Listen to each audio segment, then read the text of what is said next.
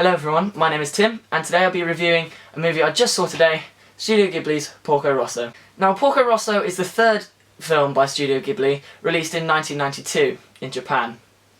And then it was translated later on into English when Disney bought the rights to Spirited Away, much like all the other earlier Studio Ghibli films.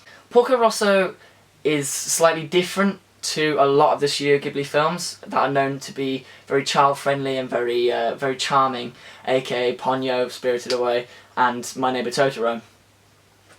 I'm not saying it's not child-friendly at all, but some of the themes and some of the characters are slightly sinister and have a more adult concept geared towards them. Porco himself is a pig who was transformed into a pig from a human in World War I. He was a fighter pilot in World War I, and his real name is Marco Rossellini. The story kind of centres around him being a bounty hunter after World War I. It's between World War I and World War II, set in the Mediterranean. Marco, or Porco, is actually Italian, and a lot of the characters are Italian as well, but they're all voiced by American voice actors. That didn't really bother me all that much, but I thought it was worth noting. The story centres around Porco, or Marco, and his adventures in the Mediterranean, fighting seaplane pilots who are essentially pirates and rob other ships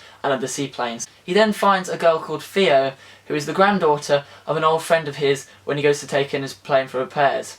And she basically teaches him to love himself. I think that's what the film is about. It's about loving yourself, because he actually has quite a lot of survivor's guilt. He becomes a womanizer, and he's all-round pig-headed, hence why he was turned into a pig. The journey is almost about breaking the curse, but he doesn't intend to journey out and go and do that. He's basically accepted that he is going to be a pig forever and that he has to live with it.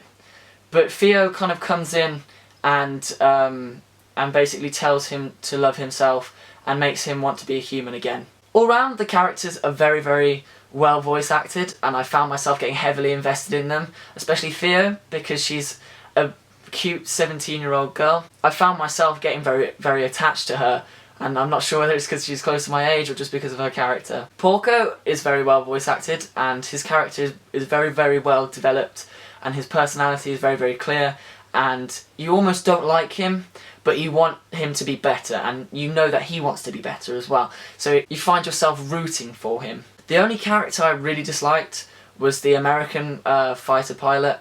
His voice actor was okay. It wasn't anything horrible. I mean, I've seen some terrible anime voice acting in my time, but his was just below the par of everyone else's. All around, I thought the film was a really good film, and it was one of the films that I didn't expect out of Studio Ghibli, but I felt I really, really enjoyed it. As usual, the animation was superb, the soundtracks were superb, and the story was lovely, and the characters were lovely as well. Hayao Miyazaki really, really had grown into his own by this point as well in 1992. So altogether, I think I give this film an 8.5 out of 10. Thank you for watching, be sure to subscribe, goodbye.